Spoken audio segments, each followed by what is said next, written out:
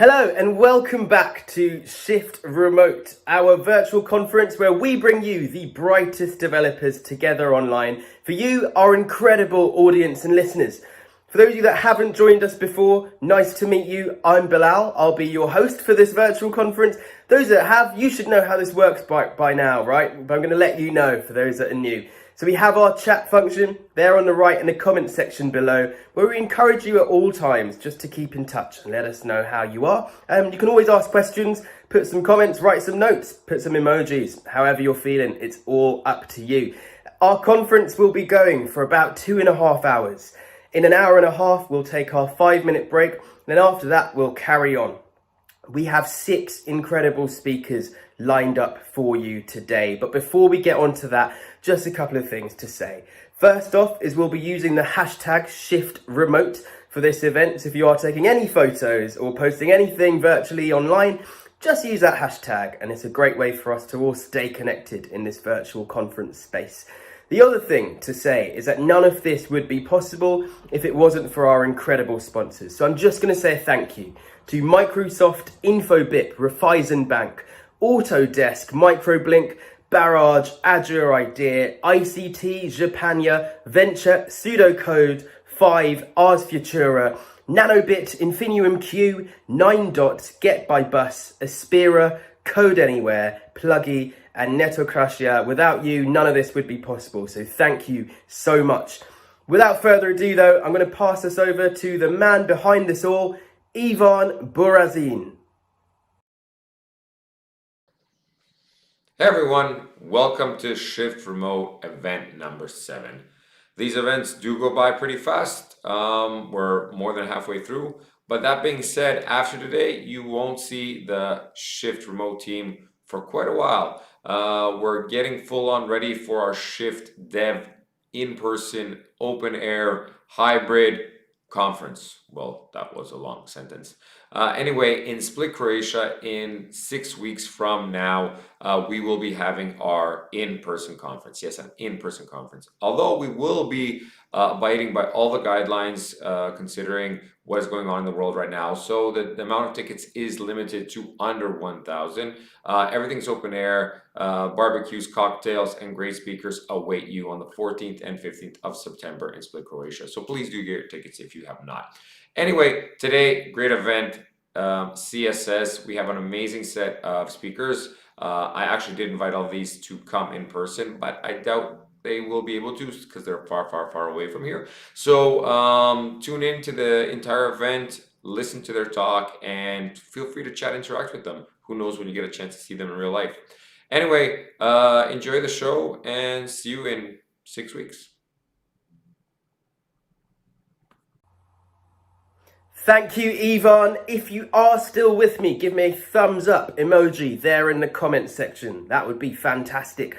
Before I introduce our next speaker, who is a front-end developer and teacher. She currently works as a UI developer and has been teaching web technologies at the National Technological Institute of Argentina for more than 5 years. She loves giving workshops and talks, and since 2015, she's been involved in organizing the CSS Conference Argentina, which is an international non-profit event that brings experts together from around the globe to speak about technologies. We are in for a treat. Let's welcome Eva Ferreira.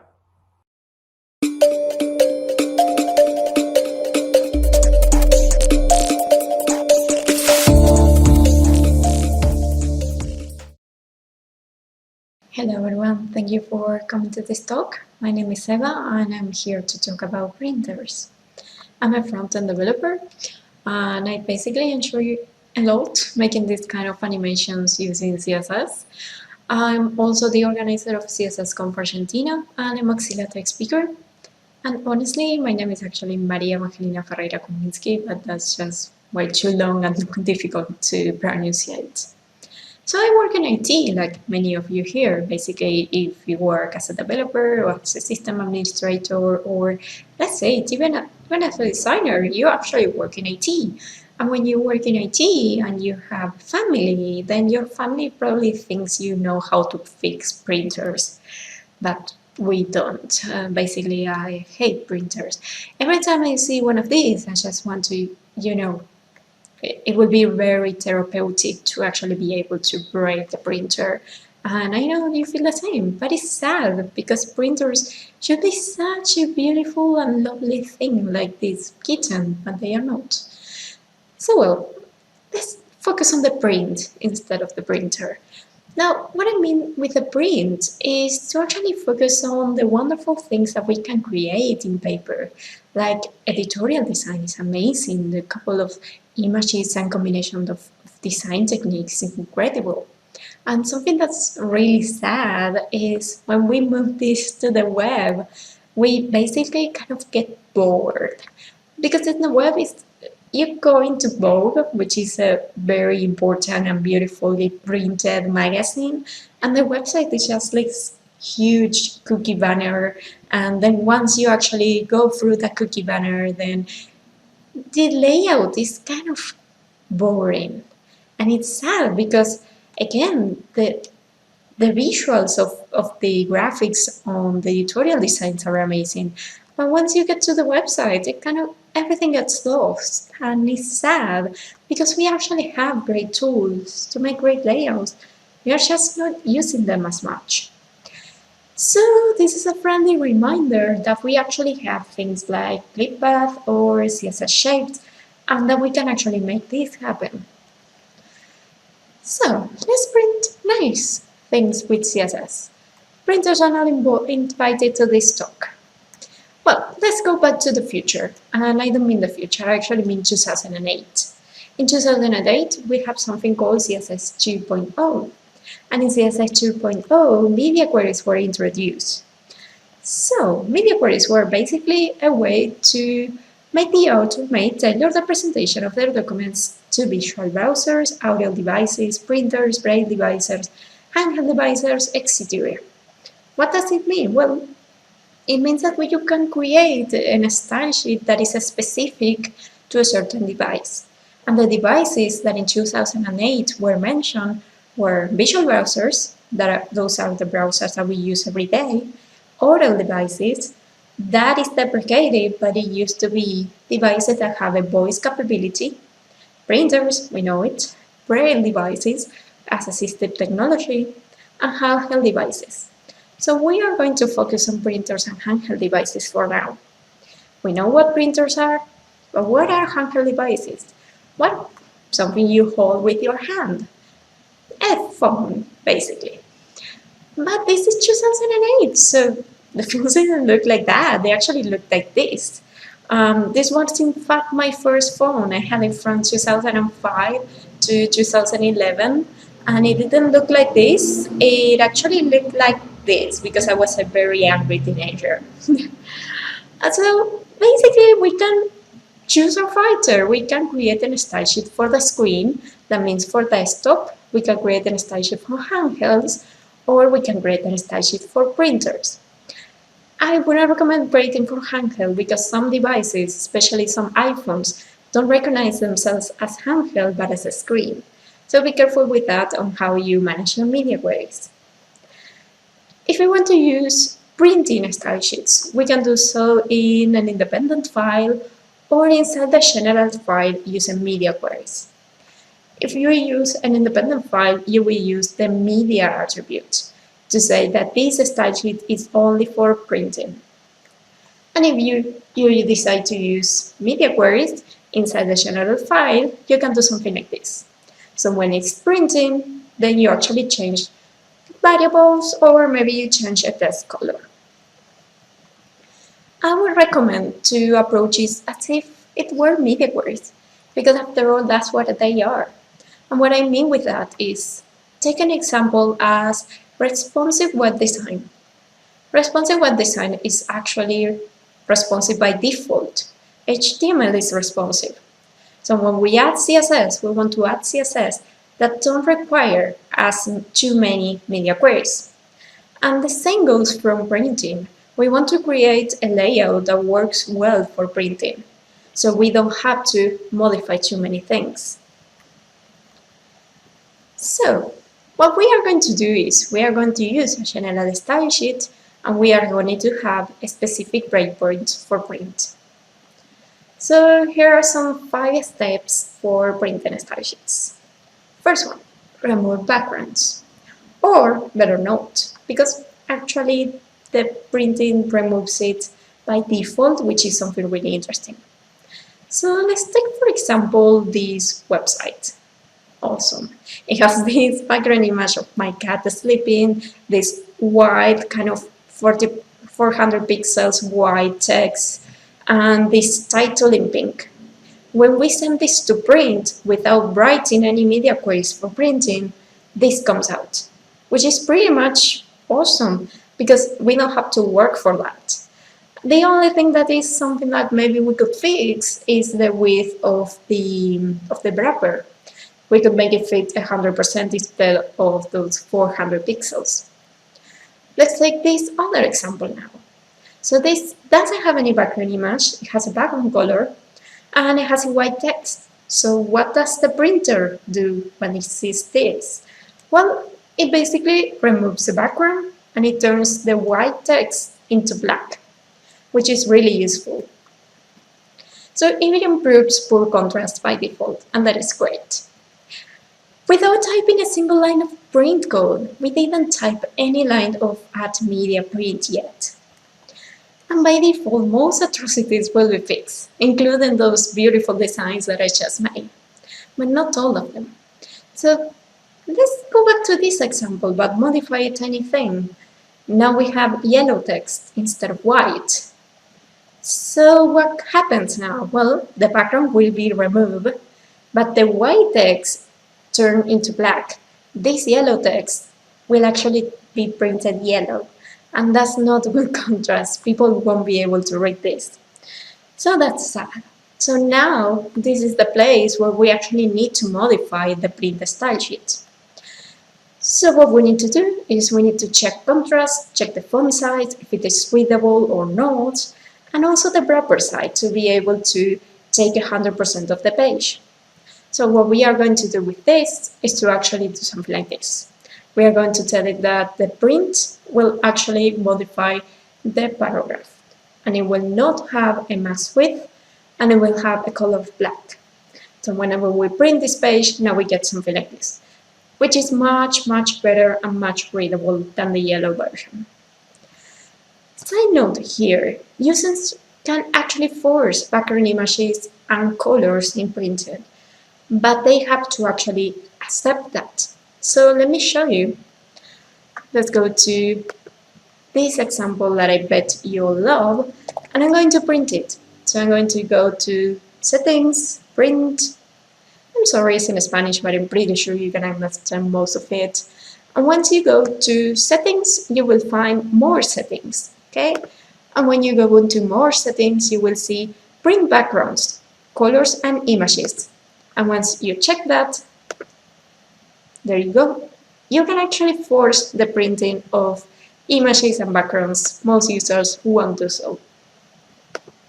So going back to this, let's check number 2. Add URLs to links. So if we have this website, we know that is a link, and we don't yet know where it goes. But once we click that, we know exactly where we are going. But when we actually print it, it gets lost. So we actually need to modify that. What can we do? Well, something that we could do perhaps is to actually add the link when we print it. That will give the idea to the user and the person who reads that paper where the links go.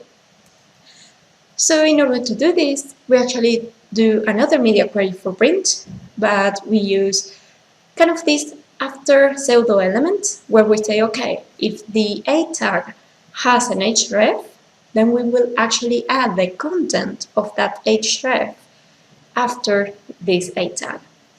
And that is wonderful because it allows a user who prints a page to actually know what it will be. So let's look at this example. There you go. So here we got this link, and once we send it to print, So we have this HTTPS, and that is the exact href that we have in our code. So if we take a look at our code, we can see this is our HTML. Here is the href. And if we open our CSS, we have these print styles, where we actually remove the font weight that I had added to the A tag, and we use these things to symbolize the beginning and end of our link, but we can replace it if we don't like those with perhaps this, or we can shrink the size a little bit, whatever we prefer, and then next time we print it, it will have now these kind of brackets instead of those other two things. So that's something to really take into account when we are making a website, and just add this kind of tiny little lines of code to improve the result. Number 3, force page breaks. What do we mean? Well, we don't want to cut out the head of Taylor Swift. So if we have this kind of websites, we actually want to make sure that this doesn't happen. And in order to do that, what we can do is basically work with page break before always. So let's take a look at this other example. Okay, so we have this website, okay, and we have an H1 and many H2.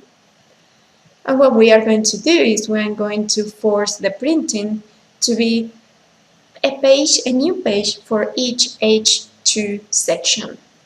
So let's open this example, and it's CSS.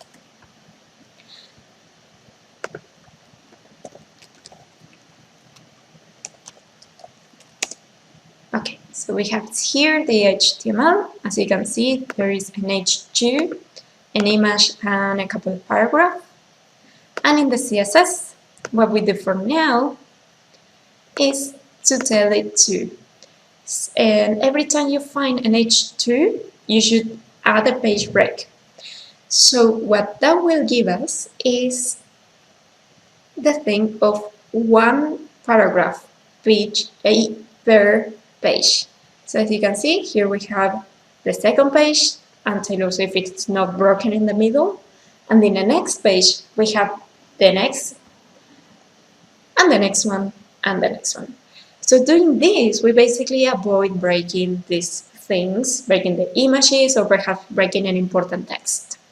I will take away the colors now, there it goes. So just to show you what happens if we remove it, we will go back to something like the other version with Taylor Swift cut out in the middle, which isn't really nice. So let's try. There you go. This one fits really well, and this one doesn't. So that is something really nice to also take into account, to add a page break before whenever we need it. So page break before always, what it does is before the H2, it will begin a new page. Another one that we can do is actually the opposite of this, is to actually avoid page breaks. When do we want to avoid page break? Well, maybe when we are working with tables or with images or with lists, we don't want them to actually break down in the middle. We don't want a part of the list in one page and another part on another one. So what we can do about this is to actually tell it to move all the things together. So let's take a look at this other example.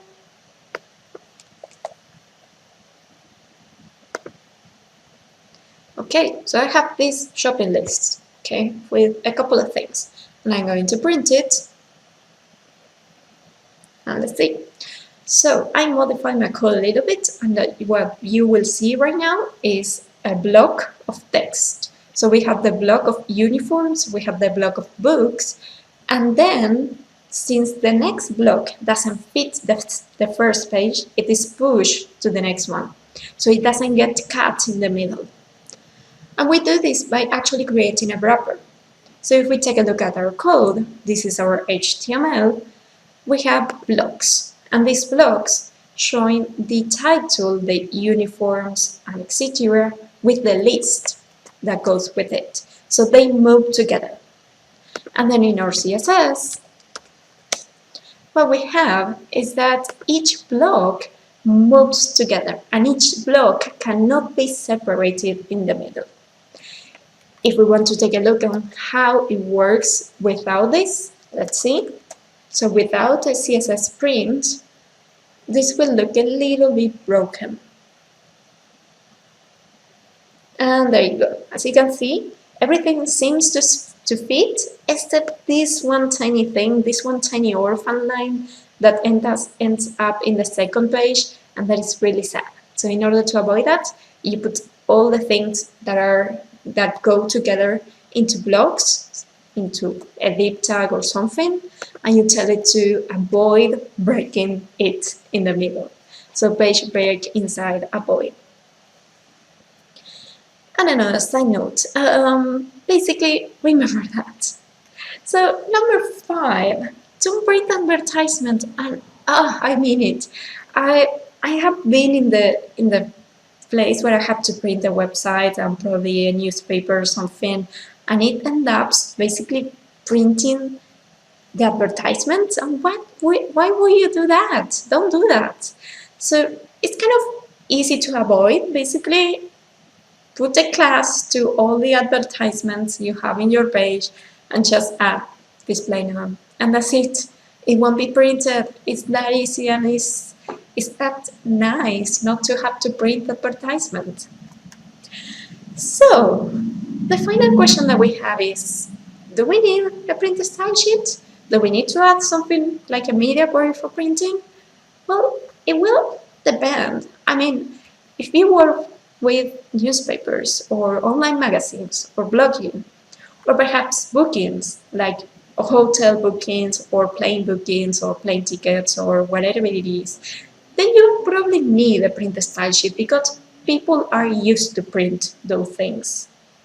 But even if you don't, and perhaps you work on accounting, I mean, perhaps you work on a website that is a bank or perhaps a Bitcoin wallet. People will eventually need to print those things for taxes. So you actually need to be sure that it will work okay. And finally, well, if you have time, it's actually really nice to take this in mind, even if your website doesn't include any of the above. So just be certain to check for readability, check for contrast when printing, check the font size, and check the wrapper size. So basically, do the basic check to see that your website won't be broken if it is printed. So thank you very much for listening to this talk. Thank you, Ava. And if you liked that, let us know there in that chat. What did you think? Give us a thumbs up. Give us a smiley face. That would be nice. Our next speaker has a decade of experience as a UX designer. She focuses on building a great user experience from anything from mobile apps to complex dashboards up to responsive websites. She's a Google development expert, and her claim to fame is that she once helped to redesign the monitoring panels for tower cranes. She says don't hesitate to reach out and ask her for help and advice. So let's welcome Stephanie Walter.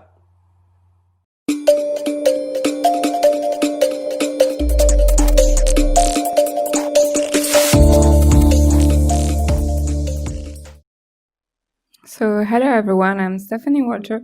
I'm a user experience expert in Luxembourg, and I'm here today to talk about CSS animations and how they can make user experience better.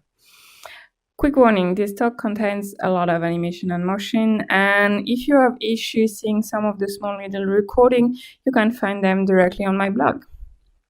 Most of the time, when we say animation, people think about cartoons. Those are Disney's 12 principles of animation illustrated. But animation are not limited to cartoons anymore. Operation systems, video games, and more recently, apps and websites can use animation to build better products and better experiences. So today, the power of CSS brings a lot of those animation options directly in the browser. Let's dig right in and see what CSS is capable of. You can build two things in CSS. You can build transitions and you can build animation. So transition lets you change between two different states, A to B. CSS animation lets you change as many states as you want.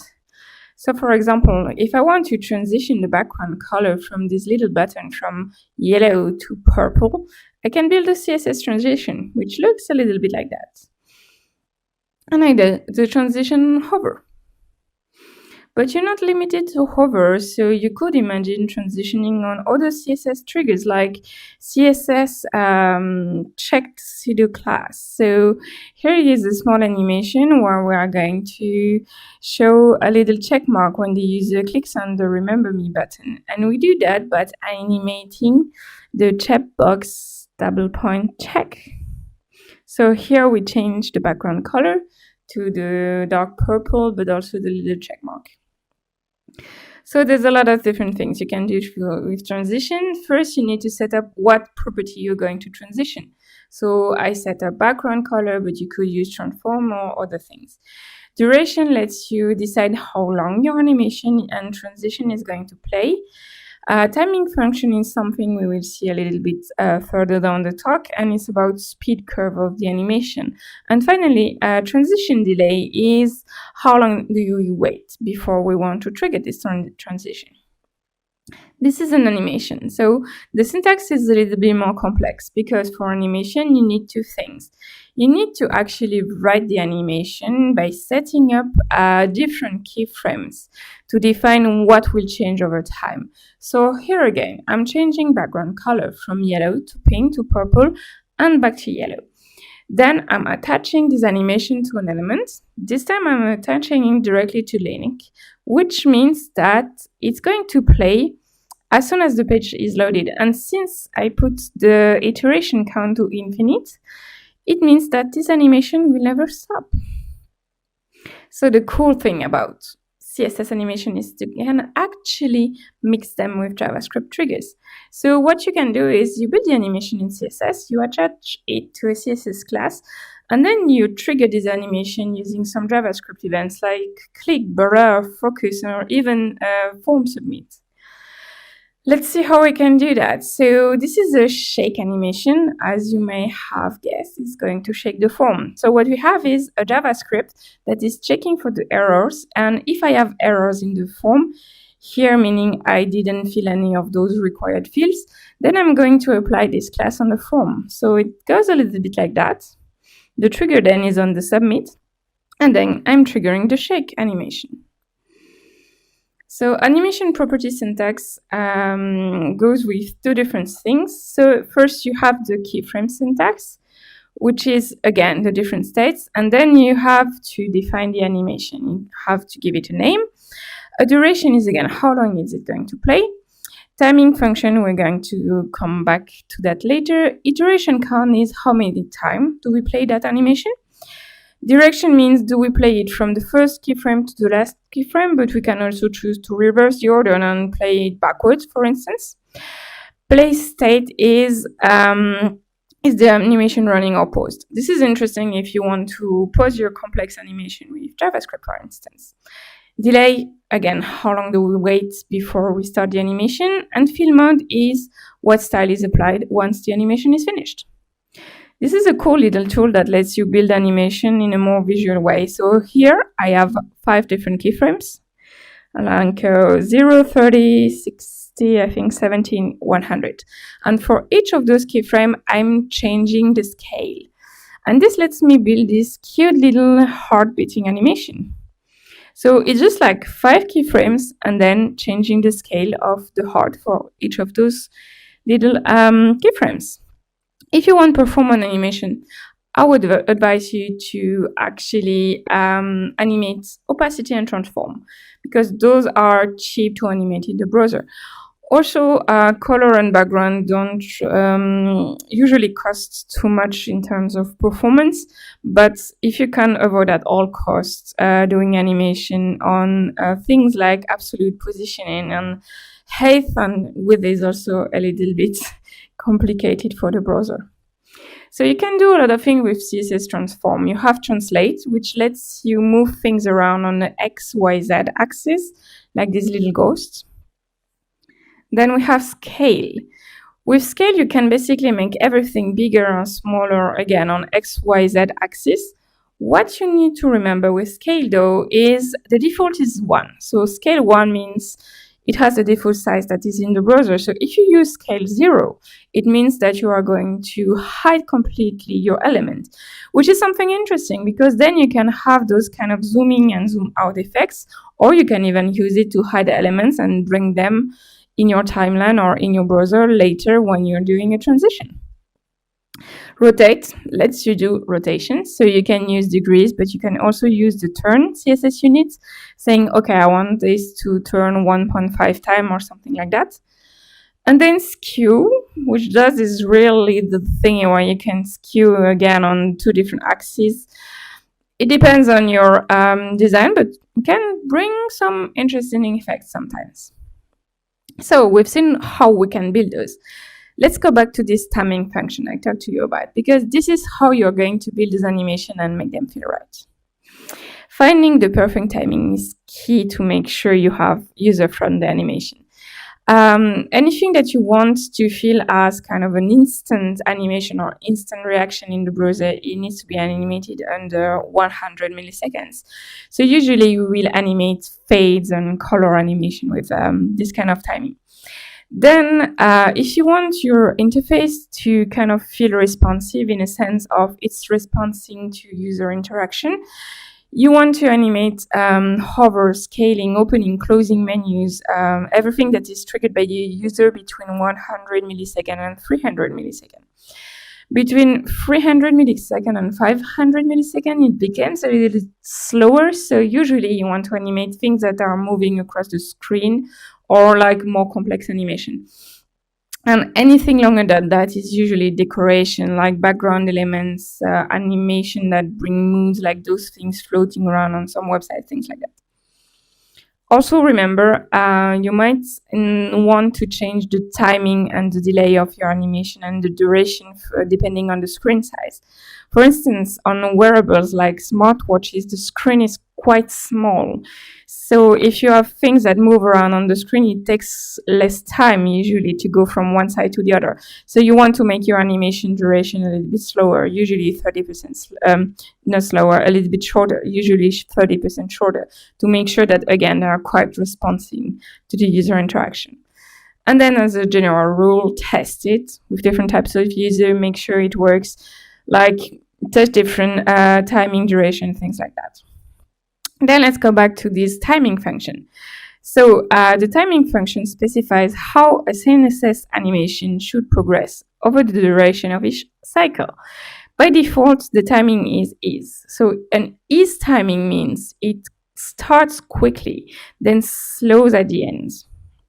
In doubt, this works pretty well, but you can do some more interesting things. So this is what it looks like all together with the different is timing function you can use in CSS. If you're doing something called linear timing function, it means that the object travels at the same distance at the same time. It feels quite unnatural and really mechanical, but maybe this is the effect you want to have. For instance, for this little train moving, you want to give this impression that the train is moving at the same speed. So this kind of timing function is perfect for that. So you usually use linear animation for colors or opacity. Then we have ease in. The animation starts out slow and progressively gets faster until the end of the timing, like a car that is starting. So you want to use those for system-initiated animation like prompt window that appear on the screen. Also, when you want to have this object or element fly out or disappear from the screen, but when they leave the screen forever, for instance, when the user closes something like this little pop-up or this little notification, the notification is never going to come back. So you can use this ease in. Ease out does the exact contrary. The animation starts out fast and then it progressively gets slower until the end of the timing. So you want to use that for elements that are emerging on the screen, like notification that is arriving, an object that is brought to view, a card that appears somewhere on the screen. Something a little bit like that. And then we have is in out. It's kind of a mix between the two. Animation starts out slow, then progressively gets faster until the midpoint, and then progressively gets slower again. So this is usually used when you move object from one side of the screen to the other, or when the object disappears, but the user can bring them back, a little bit like menu animation.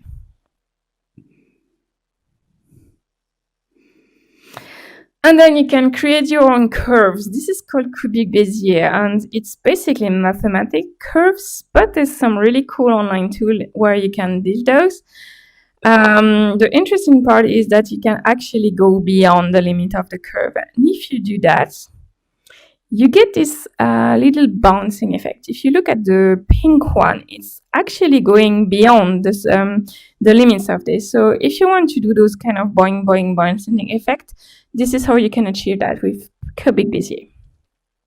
So now we know how to technically build those animations, how to make them feel right. The question is, when can those animations help our user experience? First thing first, animation creates feedback by showing a user that a response was triggered by the system. And this is the kind of thing that is quite valuable to our users, especially on touch devices. So most of the time when you think about animation and transition, you will think about those micro interactions like button hover, when you click a button, when you press the button on mobile, things like that. This is to show to the user that the system recognized the action and something is happening then, like the page is going to open or whatever this button was supposed to trigger is going to happen. So this brings really a degree of responsiveness to the interface. Then usually when something takes a lot of time, you want to have some of those little spinner animation. Anything that takes more than 1 second needs something to tell the user, okay, look, the system isn't frozen, the system is still working in the background. Don't worry, everything is fine. You'll have your answer soon. Then you can also use animation as feedback on future states. For instance, if you're building a drag and drop feature, you can show the user what will happen with an animation if they actually drop the little item here. So this kind of future thingy. The animation grab user attention. This is like how our brain is built. It's wired to notice and react to motion. It's encoded in our DNA because it's kind of this evolutionary advantage. It helps humans discern danger and it helps us kind of protect ourselves. Like if something is moving somewhere here or here, you're going to notice it. Because that's how you're built to survive, basically. So we can use that to our advantage in interfaces to make sure that something subtle is a little bit more obvious than it usually is.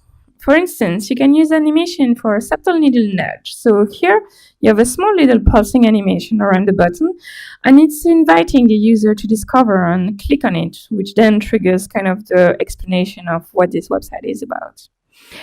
Then people are usually prone to change blindness, which means that if something is changing in the area far away from their current focus, for instance, in the top corner right of the screen, they might not see the change. Animation can help with that. So this is a l'Archiduchesse, which they sell socks. And when you click on the Add to Cart, it's actually going to trigger a small cute little animation of a sock that is arriving on the cart. This helps users see that actually, yes, this worked, it added to the cart and don't need to click 100 times on that button, otherwise I'm going to add this 100 times. Animation can also distract users' attention from the loading time. So this is why on some really visual website, people build animation with like super cool and super nice transition between the pages. Because then while the rest of the pages is loading, the user is not waiting with a complete blank screen. You have these things to look at, and it kind of also brings this continuity of the experience. But there's a but. It can be a double-edged sword, and animation can become annoying really quickly. As I said, our brain is wired to notice when something is moving around. Remember when we used to have all of those 100 banners blinking everywhere on website, how annoying this was? Well, let's try to never go back to that again, okay? So the idea is just because you can do animation doesn't mean you should. So you could build a timer in CSS to say, look, you have free 30 minutes to buy this, otherwise the price will be higher next time you come back. But this is not a really good idea, because you're basically creating like fear of missing out with the users. This is called a dark pattern. You're trying to manipulate them into buying something. So it's really cool that you can do that in CSS. Doesn't mean you should do it, because otherwise you're really going to annoy your users again. Animation can also help decrease cognitive load. No change in nature is instant. Think about the sunset, for instance. It's not like dark and then sunny. You have this kind of whole transition between day and night. And it's the same in user interfaces. Those animations can make the state change more natural. So remember the flick book? We used to draw those when we were little, at least I did. You used to draw a little character in the right corner, and then you would flip the book and you would see all of those different states, and all of a sudden those different pages become a whole character moving around. So animation can help with that, because they are kind of creating the in-between to the brain, to explain to the brain what actually happened between point A and point B. So it can help prevent disorientation in context change. For example, especially on mobile, we tend to now open some part of the screen in full screen. The problem with that is user might not understand the change of context. So for instance, here, when we click on the number of passenger, then what happens is it opens this drop down, this little select, but it's full screen.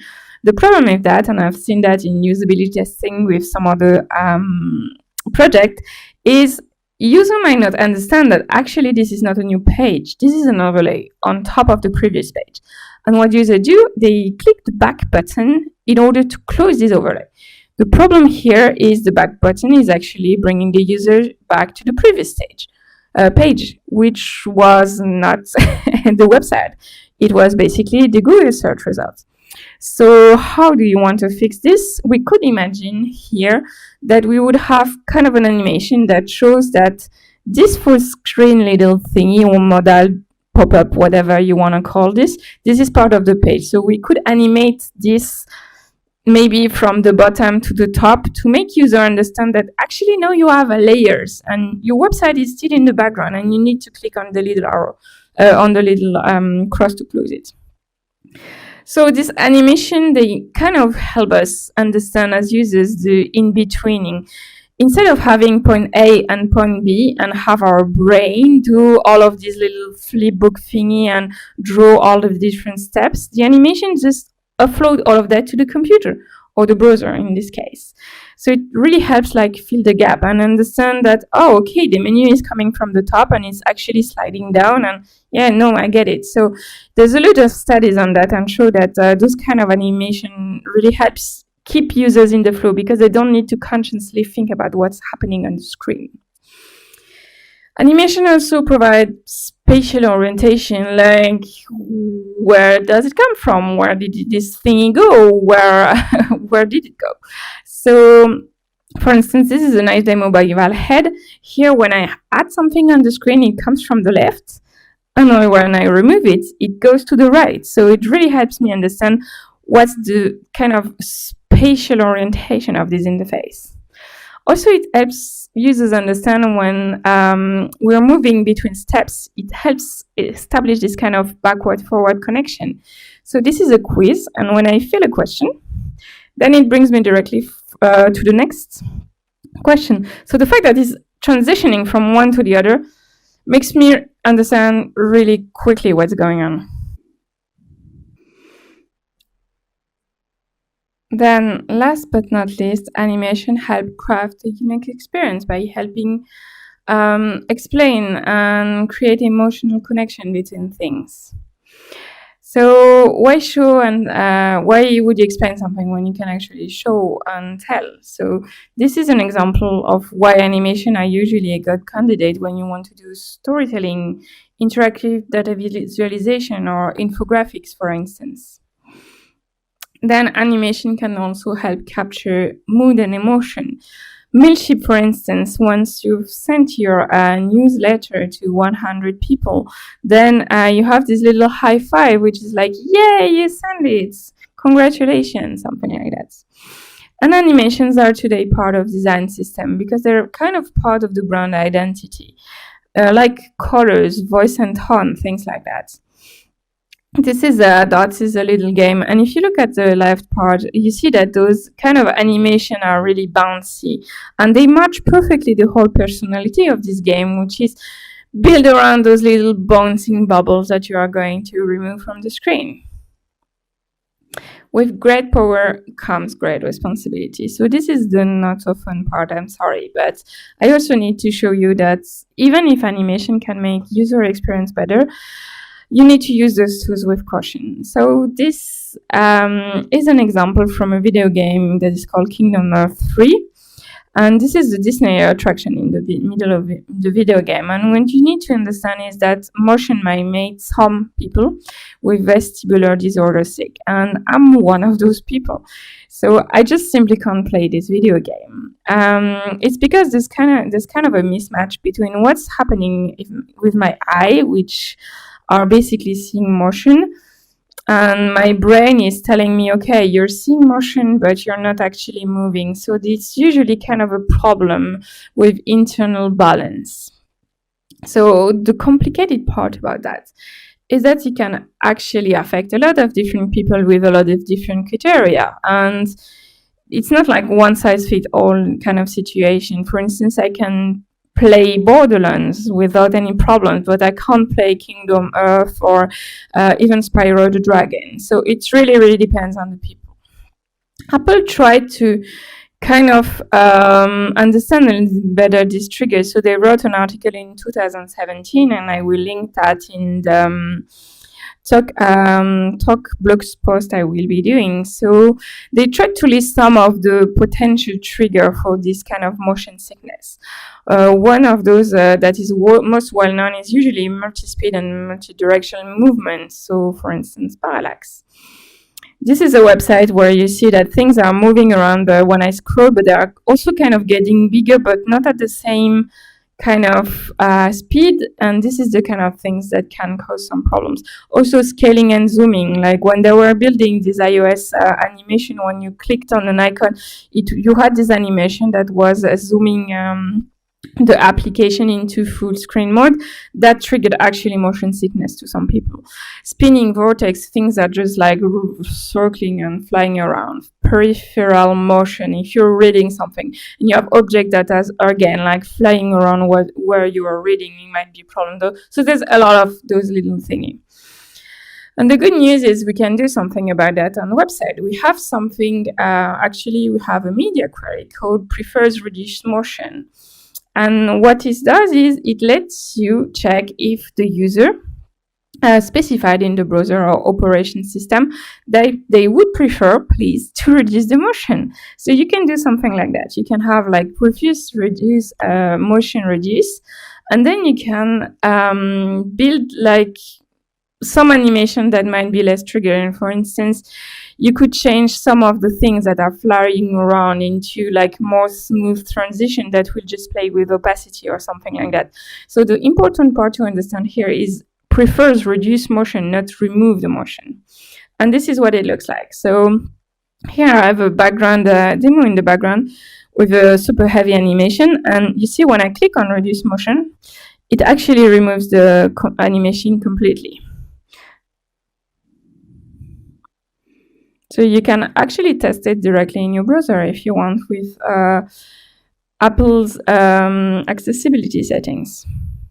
So to wrap it up, a few things. For animation, keep them simple. Make sure they don't distract the users from doing their task. Keep it short. Does it annoy my user? Does it respond well? Is it too long? Don't make the user wait for your animation to finish to be able to accomplish their task. Keep it meaningful, like does it distract the users from Does it provide useful information and adds value to the interface? Like, you need to consider the how and why you are going to animate, and I gave you a few examples of that. And then give user control. Can they turn them off or pause the animation if the animation are quite annoying, or even better, can they choose to turn them on, like don't have animation by defaults, and then let the user choose to actually play the animation?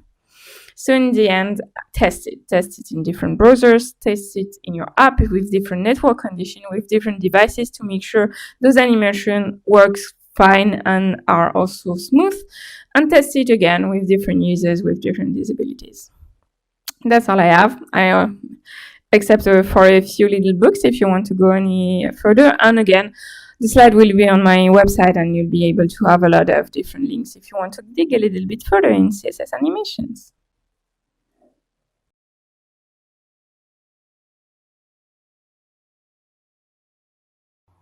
Okay, thank you, Stephanie. That brings us to our break. You have about 5 minutes, grab yourselves a drink, take a step outside, and then be back in your screens at 5 minutes time. Thank you so much. See you soon.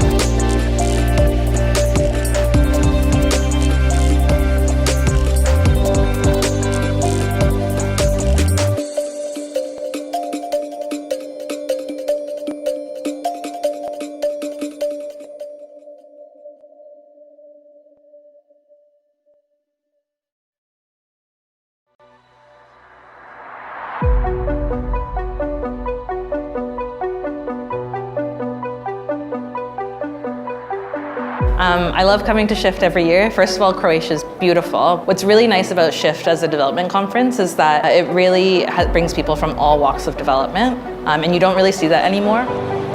The vibe here is incredible. There's such a buzz everywhere. I think 1,200 people turned up. I'm looking forward to the rest of today. There's a whole other day of conference tomorrow. I'm often baffled by not how much I learn, but how I learn that I don't know yet. So I always go home from this sort of inspired, but also just very keen to just keep on reading up on stuff and learning what I evidently did not know.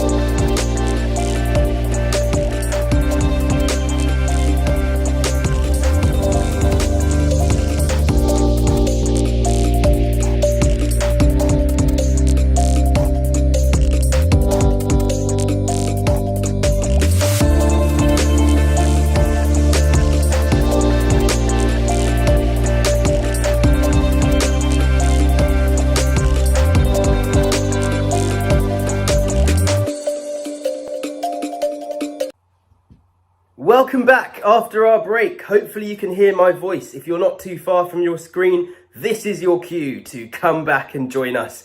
If you are in front of your screen, give us another thumbs up. Give us your favourite emoji. I don't know, just say hello. Say hello in your native language. Maybe we'll find some people from the same countries that we might be from.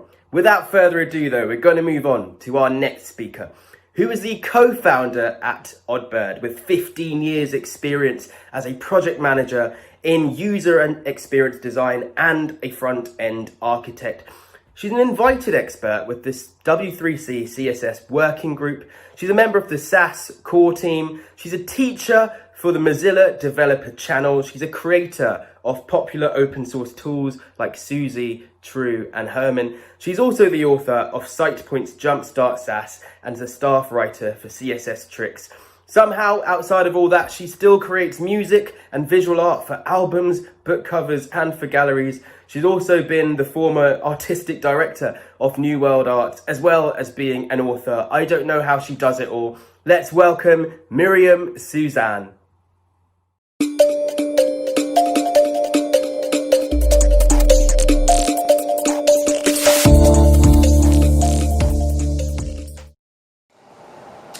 Hi, welcome to my home in Denver, Colorado.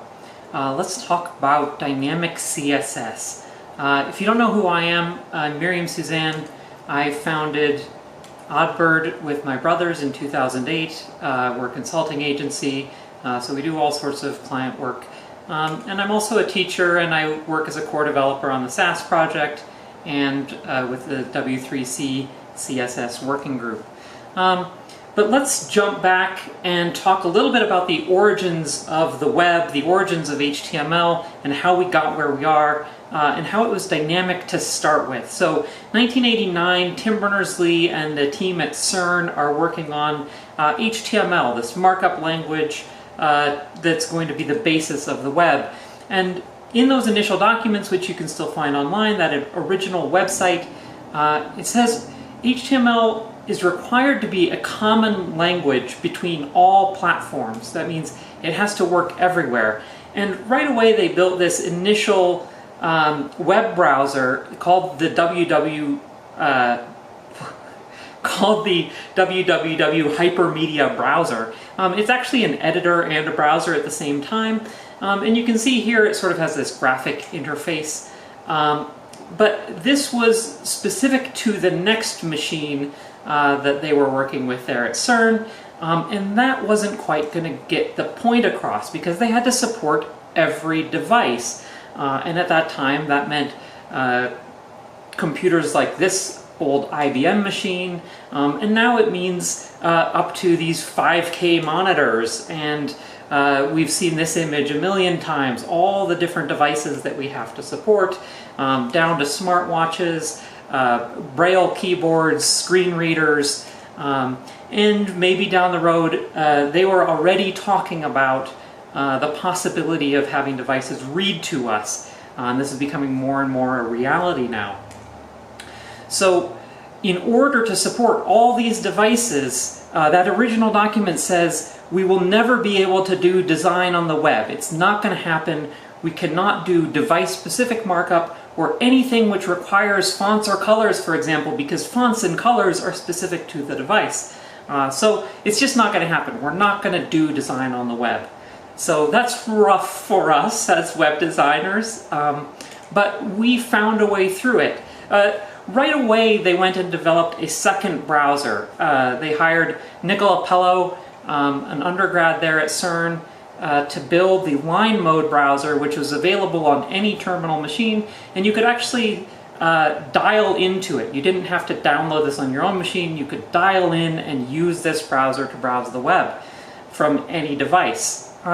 So you can see that immediately they take a step backwards in terms of design to prove the point, to prove that this is going to be a dynamic platform that's going to support all sorts of tech backwards and forwards.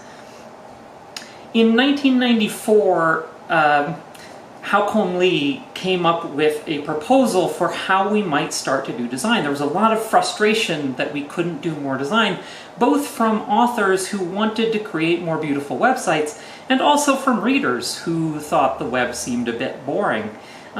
So that was proposed in 1994, the first spec was 1996, but then it appeared in browsers around 2000 is sort of when we got the full spec in a browser.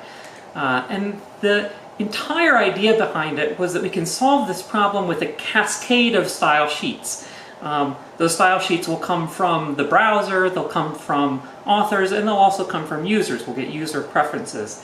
And one document can reference all of these different style sheets and somehow they'll be merged together. The user and browser specify an initial preference and then hand the remaining influence over to the document. That's us, the authors. And there was actually a lot of ideas there about how we could more intricately share influence. So like 40% influence, 60% influence, and manage that per style. And a lot of that got removed, but we still have the cascade, which allows the web to take from various sources, take design information from various sources and put it all together. So authors provide hints that the browser may or may not use. This hints word comes up over and over again in the initial documents. So hints and suggestions are what we're writing, and the browser may or may not use them. So that's a very dynamic idea. It's going to be different for everybody. So just because we have this declarative syntax that's intended to be sort of simple to read, simple to look at, doesn't mean that the results are static. It's actually this declarative syntax so that the browser can make more decisions for us, so that we're not telling the browser exactly how to do everything. We're not relying on specific support for specific features. The browser is making smart decisions and we're giving it sort of semantic information about what we intend the design to be like. A very dynamic concept there of what design is, and very different from what we were doing on paper. So right from the beginning, CSS is this dynamic and responsive language. We're designing unknown content on an unknown canvas, and it all has to somehow come together and work.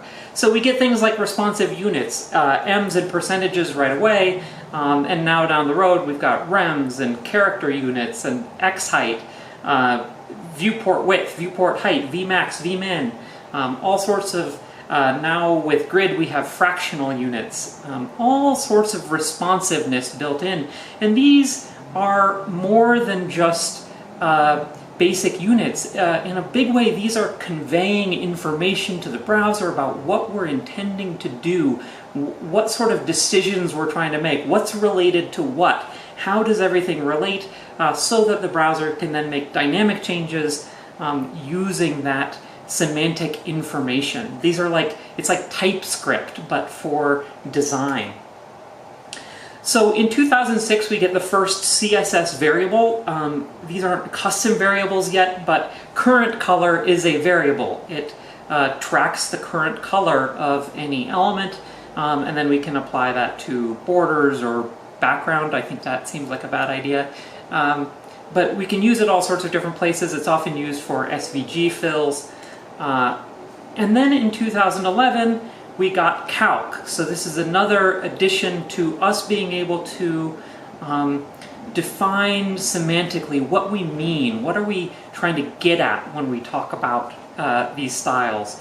And we can do these calculations that mix relative and fixed widths. And this can be particularly useful for, say, I want to fill the entire height of something, but 100% is going to overflow my margins and my padding. It's going to ignore those.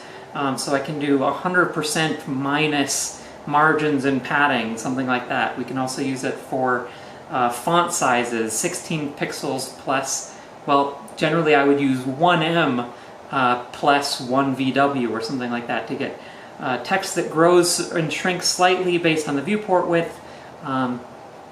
Doing dynamic things with CSS. Now we have custom properties, and they first appeared in 2014 in Firefox. then in Chrome and Safari in 2016, Edge in 2017. They've been around for quite a while, but they're only recently starting to become more used, more popular in production. So they're also called CSS variables, custom properties, CSS variables. Those are the same thing if you hear people talk about them. CSS variables is sort of a shorthand code word. Custom properties is more accurate to what all they can do. They're very powerful. They're very much like properties in CSS. And if you remember when browsers were doing lots of prefix properties, they looked like this, -webkit-property. It's basically the same syntax. We just take out that browser prefix, and now we get --, and that's one of our own properties. We now control that property. And there's very few restrictions on that. There's a few restrictions on what sort of characters can be used in the custom property name. There's almost no restrictions on what can go inside that value. So I've actually seen people, Scott Kellum has a whole thing where you can write JavaScript in your CSS. It's not a good idea, it was a joke, but you can do quite a bit in there. In order to call the variables, we actually get this function, very much like the calc function. And I'll show you why it's a function, but it's just var, and then parentheses, and then the name of the property that we want to call, and that's how we call a variable. The reason it's a function is that so that we can do these fallback values. So variable name, and then comma, and then the fallback value. And there's always only one fallback in that function. And that's because there are various CSS values that have commas inside of them. So the first comma gets us into the fallback value, and then say Baskerville, comma, Georgia, comma, serif, that font stack is all one fallback value. If we want nested fallbacks, which we often do, I use this quite a bit, we actually have to nest the functions. So we can do that. We can say var my color, and then the fallback is var a different color, and the fallback of that is pink. So we can fall back several steps. There's a few things I want to show you here about the differences between different types of fallbacks. So invalid syntax in any browser is ignored, and this is part of that original idea of how is this going to work everywhere, even on machines that don't understand all the code. If a browser doesn't understand the code, it just ignores it. So when we use invalid syntax, this is not a valid color, and this is not a valid variable name. Every browser is just going to ignore those, and when they ignore it, they will just fall back to any earlier declaration. So if I were to comment out these other things, we would see that all browsers give us that red, even this browser that does support CSS variables. Then there's a different there's what happens if it's the wrong type of value in the variable. So we can see that here. We've got an invalid value. This is not a color value, but this is valid syntax on the color property. And in that case, you can see we're falling back to black, which is not defined anywhere here. That's the browser default. So what happens if we have valid syntax but an invalid value? We fall back to the browser default. It acts like unset. That actually would allow inheritance if we could inherit a color from somewhere, but by default we're going to the browser default. What these fallbacks are for is a third case where there is no value defined for that variable, which is a very useful thing to do with variables. And initial will also return a variable to that guaranteed invalid state where it will be ignored and we'll get the fallback of Rebecca Purple. So that should be what we're seeing here. There we go. It updated. So in this case, it did not fall back to Rebecca Purple because there was a value. It was just not a valid value. In this case, undefined variable initial sets it to undefined. We can also just not define it, and it works the same way. That undefined variable will be ignored, and we fall back to Rebecca Purple.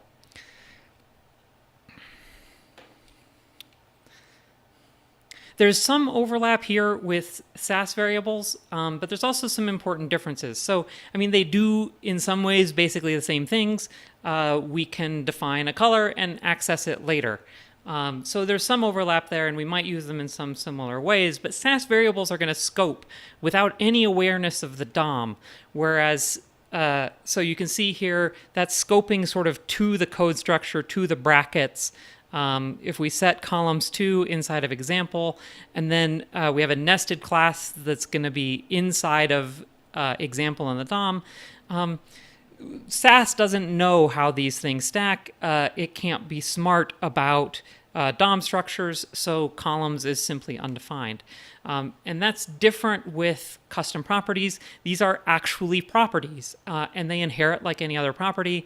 They're part of the cascade like any other property, which is very powerful. And it means that if we set columns 2 inside of example using CSS variables, the nested class will have that columns value and be able to access it. That also means we can make changes in a media query, and the browser will update things dynamically, which is very powerful. These custom properties don't have a single value in time. They have a single value per element on the page, which is a different way of thinking about variables.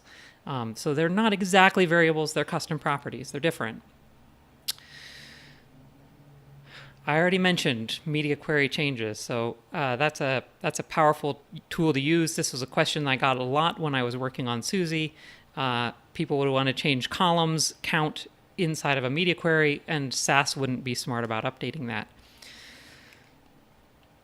So I often use both. I don't think that CSS custom properties completely replace Sas variables. There's different use cases for them. It's a little bit like what needs to happen on the server side, what needs to happen in the browser. Will it change depending on context?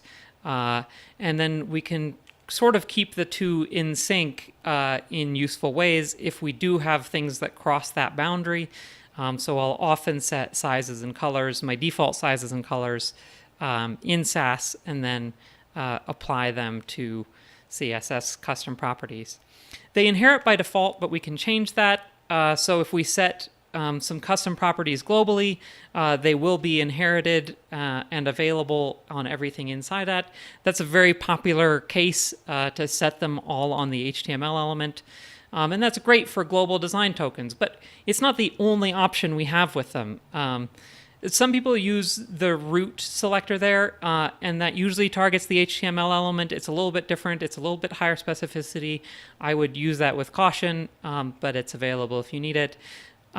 We can also set custom properties on specific elements, on specific selectors, and sort of reset that inheritance. So they're set on every element, and if we change them somewhere, when we get to that element again, they'll reset it. If that makes sense, sort of like any other property. So we could set our text color inside of two different classes here, a light theme and a dark theme, and set the text to a different color based on that. We can also declare them universally. This also would turn off inheritance because every element would have it set again. So we can say every element by default has this -- grid area of main.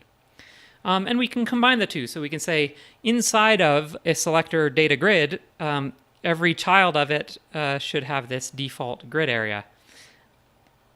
This is great for setting up components and creating sort of optional arguments, parameters that you can pass into a component. So we can say our buttons have a default background of blue, but this optional undefined variable that we can pass in from context if we want to, that sets the button color to something else. So we can take this a little bit farther and make custom functions and mix-ins that we'll use. Let's see here.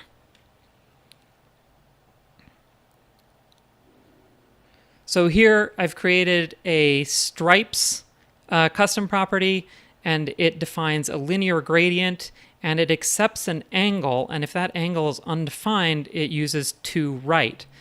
So here you can see that we've used it on the body, and one of the issues here, though, we can see is if we change stripes angle to 30 degrees, that didn't actually change anything. And the reason for that is stripes angle here, where it was defined, is still undefined.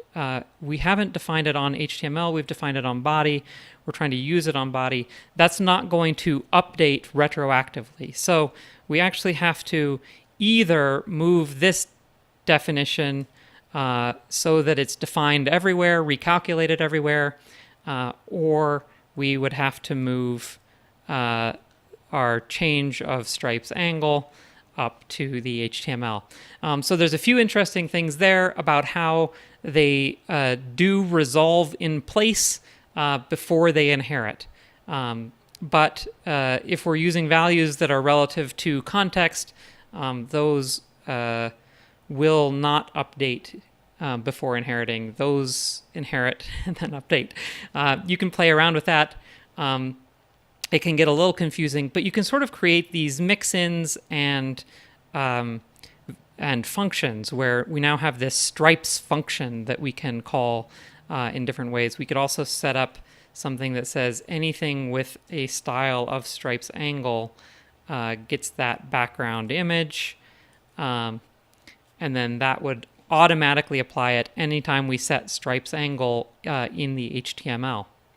So there's a lot we can play around with there, and we'll see some of that in action. I want to show you how I sort of combine this idea with grids and dynamic layouts. The first thing that I tried was I recreated Suzy using entirely custom properties. And I'm not going to dig into that too much, but you can see here, again, I've used some custom properties to define how the grid will work, and then most of the layout is done just changing this span value or changing the number of columns in a particular context. And there's a lot we can do there, but this is a bit overkill and it doesn't really take advantage of grids, which we also have available. I don't recommend using it. It was just an interesting experiment in what we can do with custom properties. So you can see here I've created various functions that are quite complicated and call each other in different ways. You're free to look around in that if you're interested. In 2017, we got CSS Grid. And here's some of the grid terminology. It gives us these cells and these areas, grid tracks, a grid track row here and a column track. There's lots we can do with CSS Grid laying out in 2 dimensions. And it's sort of a top-down layout. The container element describes the layout, and then child elements can fit into that layout. So we get grid column, grid row, start and end. We can lay things out on those lines. We can also span different columns, and we can create these sort of ASCII art named areas and then push things into those areas. We also get things like fit content and min-max. Lots of powerful tools for sort of creating dynamic layouts. And I realized when we were working on this client project where we needed a day planner, I looked at this and I thought, oh, that's a grid, and I just need a line for every minute on the grid or every 2 minutes, whatever level of detail we want. And I can create a line for every minute on the grid, and then I can just pass in these custom properties that are set to what is the start time and what is the end time, and the elements on the page should lay themselves out in a calendar format just by passing in the right numbers. So that basically works by defining the day. When does the day start and when does the day end? And from that we can calculate the number of grid columns we need. And then on each event I can say when does the event start and when does the event end. We can compare that to the day and figure out exactly where things should lay out. I turned that into a charts example that I put on CSS Tricks, so you can go look at it there. I'm also playing with here. This is all done with a table and should be semantic. And I'm just passing in these values. I pass in the scale. We can actually change that scale to 200 and everything adjusts. This is sort of setting the day. How long is the day? 150. And I can change the values on here and everything it should adjust as well. 125, we'll change that to. And you can see the color changes. I'm doing that with a wide gradient and then moving where we are on the gradient depending on the number that's passed in. So there's actually various ways to do that. I have another charts example that does that slightly differently. Because then I started playing with CSS Animation using these same tools. So setting an index property on each element in the chart, and then creating a delay based on that index. So calculating the index times 50 milliseconds. And I also created this sort of patch between lots of predefined cubic Bezier curves that I could use for easing, and then I could determine which easing I want to use by setting the ease to one of these named curves. So with that, we can look at this one, whoops, and there it is animating in. We can see that again, using that cubic Bezier curve and doing the same sort of graph layout based on, oh, I suppose I didn't inspect that in detail. We can look here at the grid inside one of these and see that we've basically created 150 rows, and then we've told the generated content here to start at a given row and always end at the final row.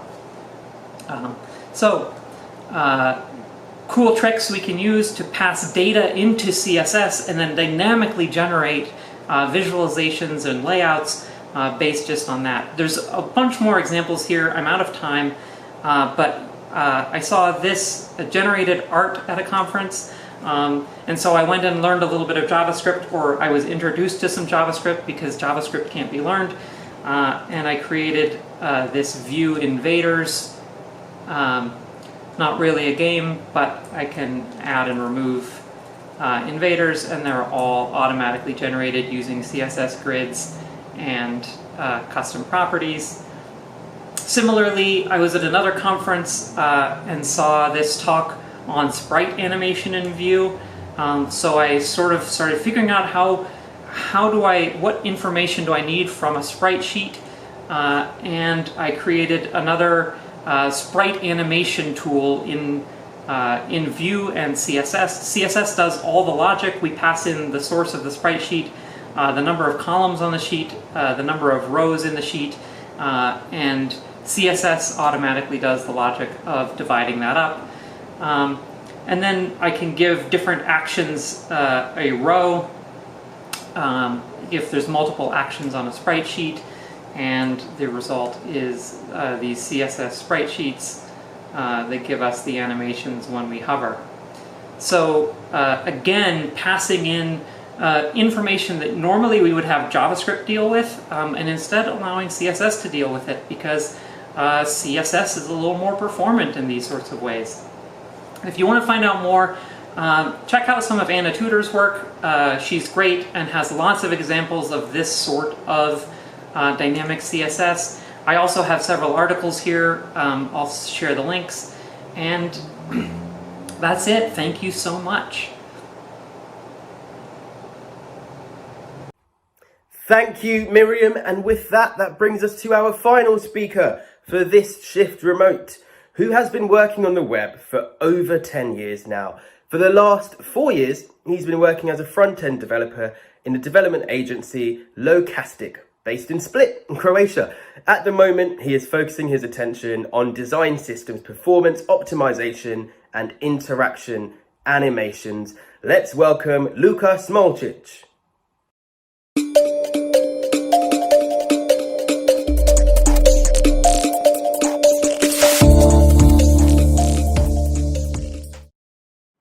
Hi everyone, thanks for joining in. My name is Luka Smolcic. I'm a front-end developer at Locastic, a web and mobile development agency based in Split, Croatia. I'm going to talk about the utility-first approach to building UIs in this talk. So before going much further, let's just define what utility-first is. And this definition here is taken from Tailwind's documentation, and Tailwind is the most popular utility-first CSS framework out there. So they say that utility first is a way, an approach of building complex components from a constrained set of primitive utilities. So building complex components from a constrained set of primitive utilities. That sounds a bit abstract, so let's take a look at an example to make it a bit clearer and more concrete. So on this slide, we can see two different pieces of code on the left side and on the right side. And both of them do the same thing. They define the structure and the styles for this chit-chat notification component. And let's take a look at what's different in these approaches. So let's call this approach traditional, because this one is a bit newer. So in this approach, each of the DOM elements we use has its own class name. And we use that class name in our CSS, or in this example, in the same file, but it's usually separated in the separate CSS or Sas or less or something like that. And each of the DOM elements corresponds to a single class name. And each of those classes defines all of the styles for that component. On the other side, in the utility-first approach, we have a different approach to solving the same issue. So in this example, we have a couple of class names for each element. And if we take a closer look, we can see that they match perfectly with different properties defined in the traditional approach on the right side. So for example, let's take this class name. When we apply it to our to the whole element, it applies this max width 24 rem property. If we take at mx auto, that's this line here, which centers our component. And we could go over each of these classes and find the corresponding property on the right side. So if we step back for a second to this definition, I wouldn't say this is a complex component, but it will do for making a point. We're building it from a constrained set of primitive utilities. So each of these class names can be called a utility, and each utility matches our design system. It matches our design tokens. So for example, this gray here and this leading here is defined in our configuration file for the Tailwind. So the class names are always the same in each project that we use, but they have different values depending on the design system we're applying to our application or website or whatever it is that we're building. So that's the idea. The constraints are the design tokens, which are matched to utilities, and we use utilities to compose our styles and our components. So I want to talk about how I started using Tailwind in particular and utility first in general. So I had two distinct issues when building UIs that kept popping up from one to another project. And the first one is a way to organize my typography. I never really liked the solution I had before, and utilities really showed themselves as a right approach there.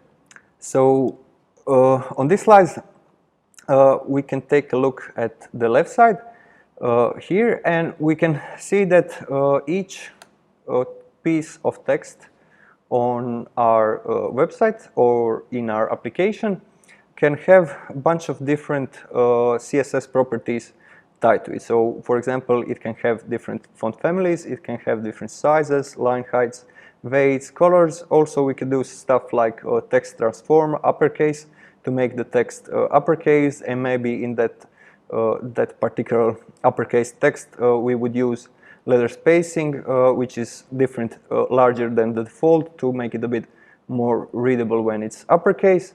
And there are some other less often used properties that can also be applied to the styles.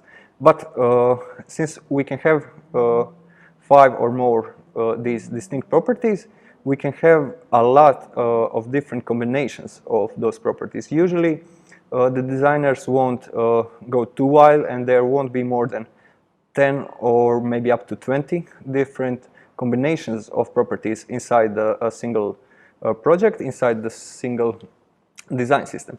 But still, 10 to 20 of those different combinations of these styles should be mapped to every single piece of text on our project. So that's the issue. So let's talk about different solutions we could use to do it. So on the right hand, we have a couple of examples of potential class names that could be using this particular set of font properties. So this would be some kind of a title. It has a bit larger size than the usual body text. It's bold and it looks like a title. So it could be a card title, it could be a subtitle on the blog, it could be the section title of some feature descriptions, it could be used in the headers, in the footers, and so on. So other than these, we could have a bunch of other text components, text elements in our applications, which would all use some of these sets of properties to style them. So one way would be just to copy and paste all the same ones to these titles, and maybe we would have a different combination of properties for body text, and we would apply that everywhere where that kind of text is used. We could have larger headings, smaller headings. We could have form labels and a bunch of different ways in which we use text on our site. So copy pasting is not something that's desirable in programming. So every time you copy paste something, you're probably doing something wrong. So how could we abstract these styles, and how could we make it a little easier for ourselves to maintain that? So the first thing that we could use is define those 10 to 20 different combinations of these properties and give each one of them their own distinct class name. So since these can be pretty arbitrary, it would be really hard to properly name those classes, and a bit confusing maybe when it comes to applying them to our different elements, because we could have two titles which are really similar, but maybe one has a bit larger line height, maybe it has a different background, maybe it has like a light background and larger line height because it's used on a darker background, but all of the other properties are different. So naming those could be done, but it would get a bit lengthy if we want to name those classes properly so that it's clear when we use them. And we would then either extend with something like Sas, which gives us the ability to extend classes. So we would go to our card title component and extend the particular font property combination we want to apply to the card title. We would do the same for the block subtitle, and so on. We can either do that, extend those styles, or just use both class names on our component and use this card title maybe for some spacing between other elements inside the components, and applied this class name for the font size. If we would do this second option, to add two classes, we're already doing something similar to utility first. I would rather call it object-oriented CSS rather than utility first, because in the utility first approach, it's crucial that we have atomic class names. So the idea of atomic class names is they only do one particular thing. So this would be off. So this is doing 5 different things, setting 5 different properties. Each class name should match only one property. So if we take a look at the next slide, we have an example of that. Here, this is how the font properties are defined in Tailwind. So for example, for the font sizes, we have sizes from text XS up to text 6XL and 5XL, 4XL, and everything in between. We have different font fades, different leadings, and there are also classes for other different types of font styles and font properties. So we can see here that in the first example, we are trying to get the same styles which would be defined here, and we would just apply that a set of classes to different titles that we want them to be styled like that. So if we do some global styles, if we set the defaults properly, we could come to something like this and reduce some of the classes here.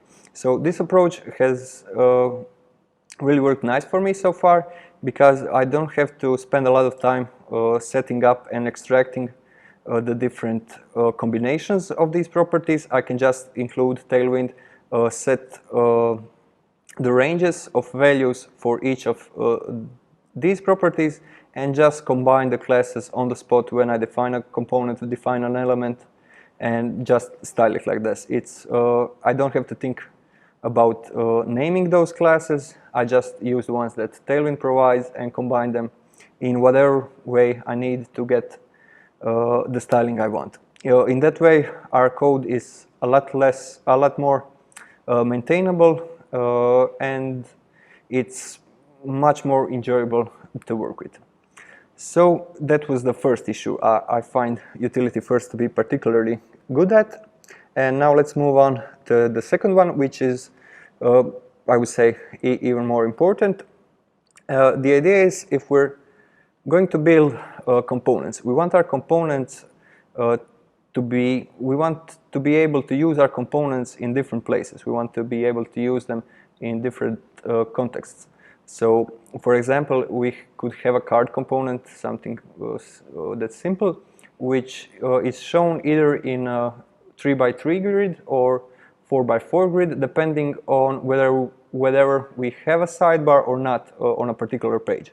So there are a couple of ways we could do that. For example, we could have the card component have a prop that can be passed, which would tell it to either use 33.33% of width, or either go with 25% if it's used in a 4x4 grid. But in that case, we would have to add new properties only for that simple style. And if we have stuff like different options for the margins, or maybe we want to make some component be absolutely positioned in some cases, the amount of conditional logic inside our component would grow, and it would mess up our code. So I'm pretty much against that solution. The other one, which is not so bad, and the name of the approach tells us it's actually made for contextually applying styles to elements. So we could use contextual CSS and use the parent of the component, either just the container, or maybe a page class, or something like that. We could even make distinctive layout classes which would be used on different places, and they would define the layout and spacing options for different components inside those layouts. But still, that approach could work, but I find the utility first approach a lot better. So inside our components, we would define stuff like font sizes that we talked about a bit earlier. We would define the backgrounds and stuff like that. But once we use our component somewhere, we leave ourselves the ability to pass additional classes. So for example, we can put with W1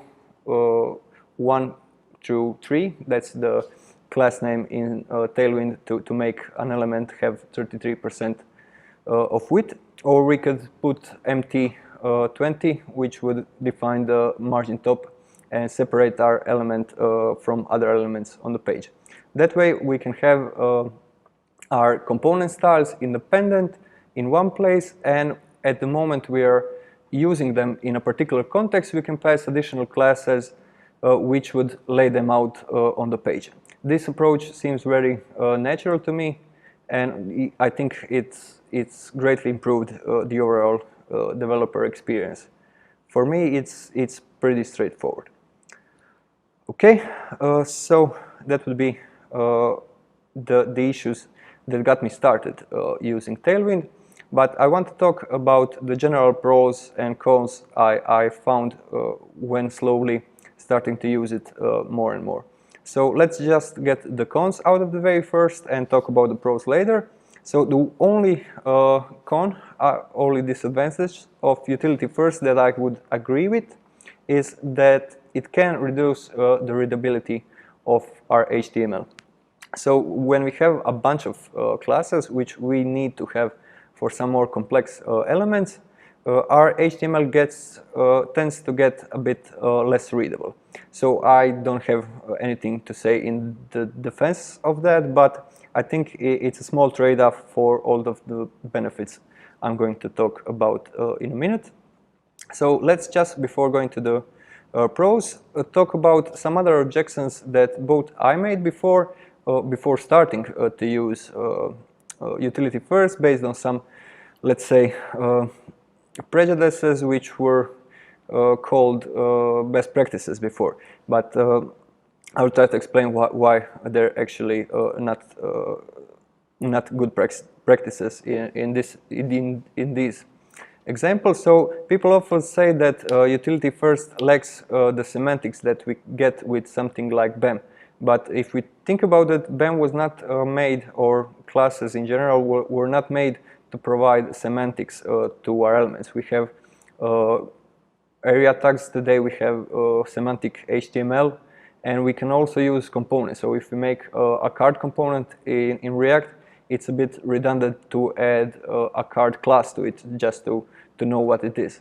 So I would argue that semantics in the class names are not something that's so important. It's a good benefit, additional benefit that we get with the traditional approach, but it's not something that's essential.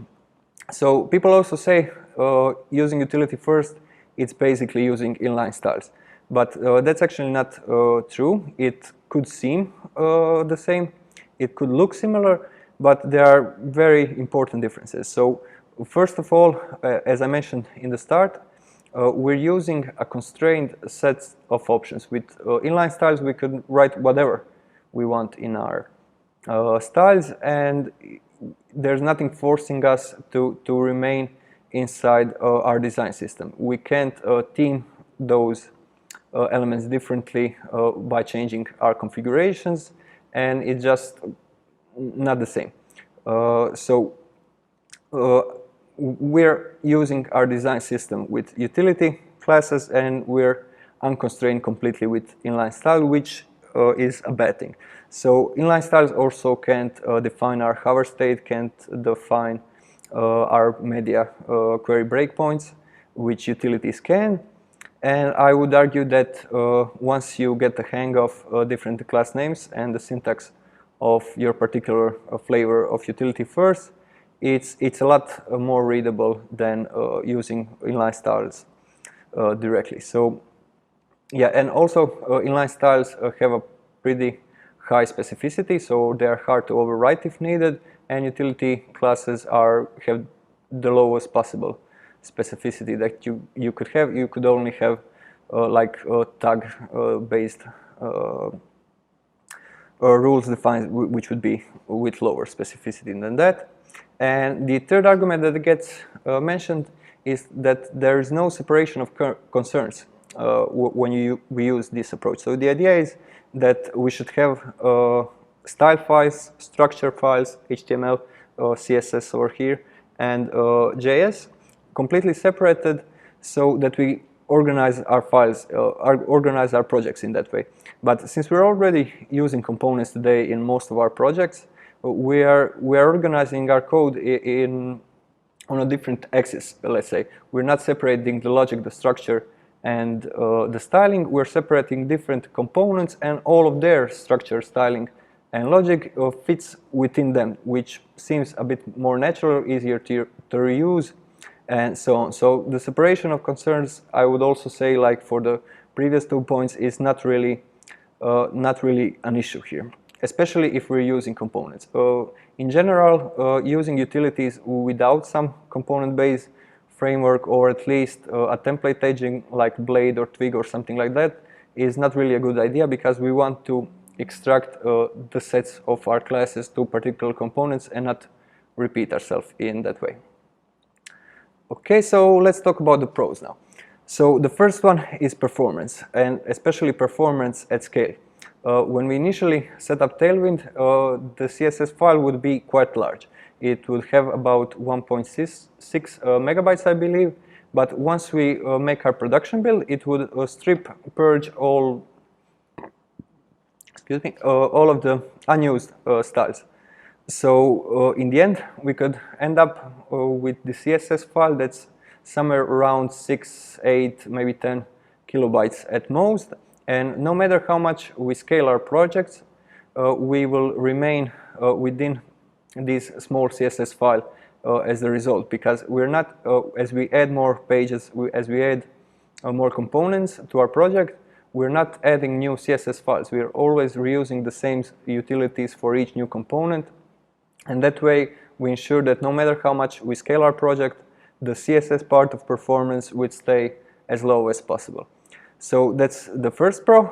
The second one is productivity. I find that I'm much more productive when using utility first. First of all, I have to type less. We saw in the first example when comparing those two different pieces of code that the one on the right was about 3 times larger than the one on the left.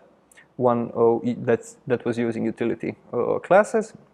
And besides just typing less, I also don't have to switch between different files to work on a single component. I can apply the styles directly when I'm defining the structure of my component, so that's an extra win. And also, I don't ever have to think about naming my classes, which also saves some cognitive load, saves some time.